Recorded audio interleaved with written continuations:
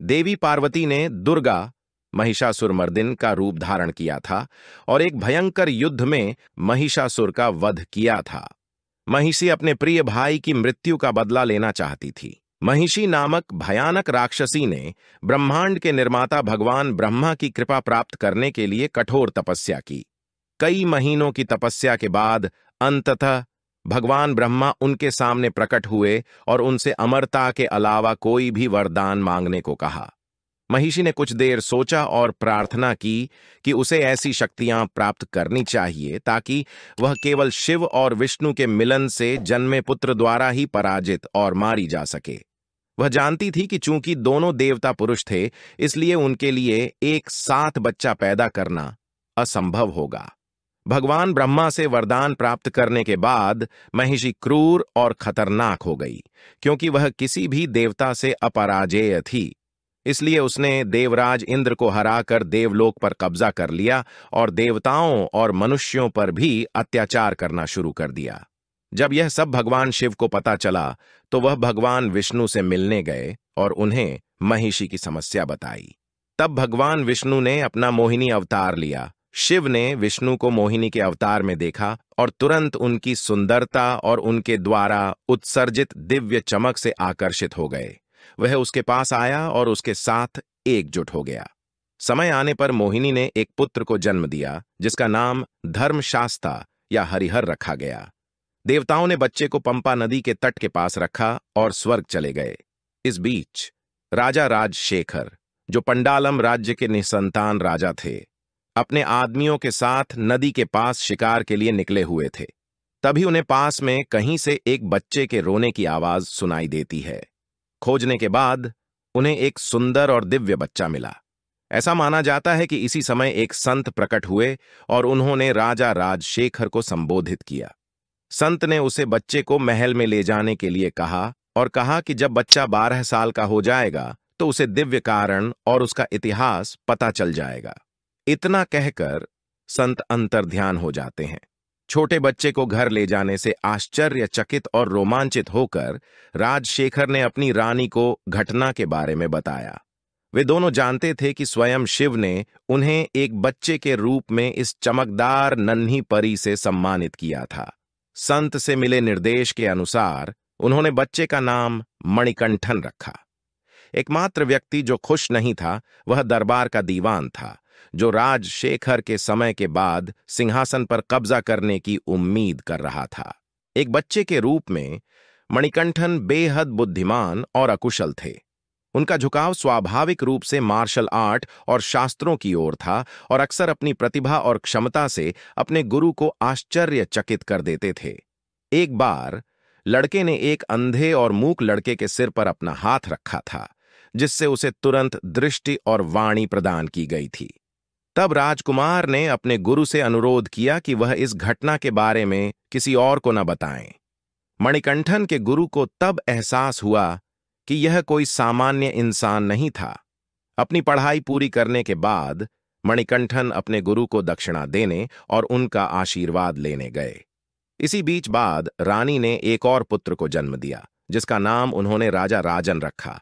घटनाओं से प्रसन्न होकर और यह महसूस करते हुए कि ये सभी चमत्कार उनके जीवन में मणिकंठन की उपस्थिति के कारण हो रहे थे, राजा ने फैसला किया कि वह उनके सिंहासन का उत्तराधिकारी होगा।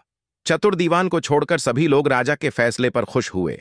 उसने लड़के का तिरस्कार किया और उसे मारने के लिए कई षड्यंत्र रचे।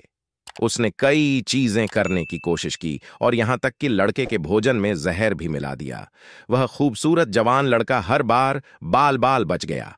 अंत में दीवान ने रानी को लड़के के खिलाफ उकसाया और उसे बताया कि यह बहुत अनुचित होगा कि मणिकंठन राजशेखर का उत्तराधिकारी बने, क्योंकि उसका अपना बेटा जीवित था।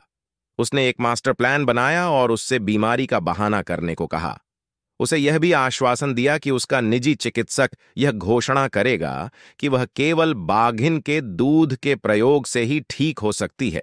उन्होंने मणिकंठन को दूध की तलाश में जंगल में भेजने का फैसला किया। वहां अंततः उसे जंगली जानवरों द्वारा मार डाला जाएगा।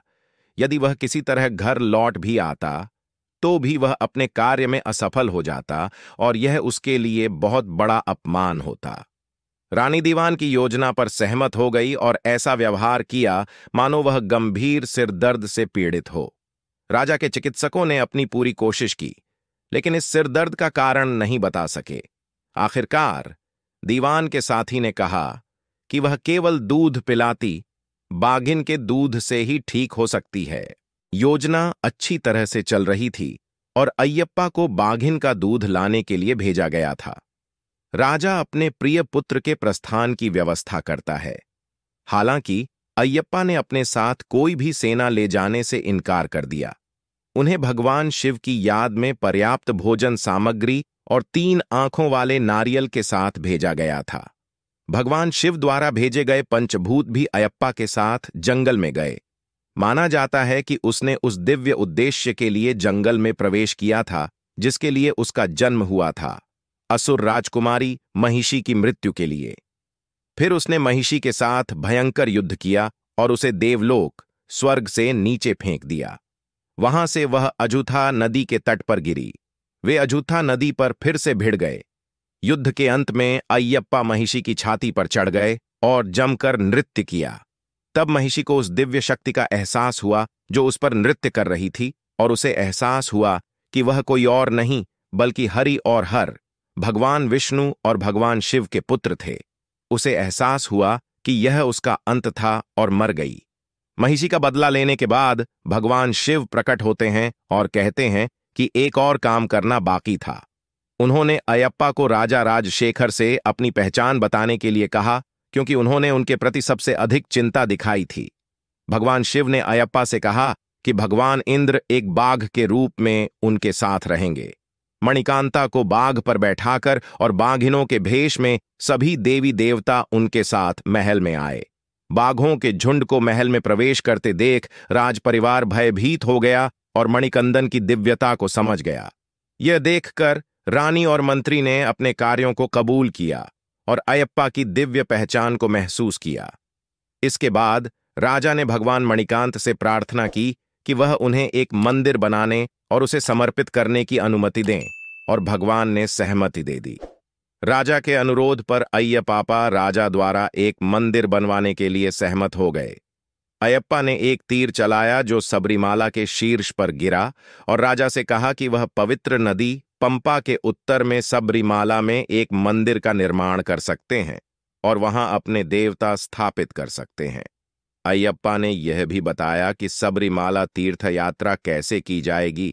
उन्होंने तपस्या, व्रतम के महत्व पर जोर दिया और भक्त उनके दर्शन से क्या प्राप्त कर सकते हैं।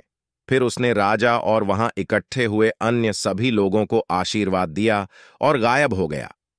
राजा ने सबरीमाला में उन्हें समर्पित मंदिर का विधिवत निर्माण कराया।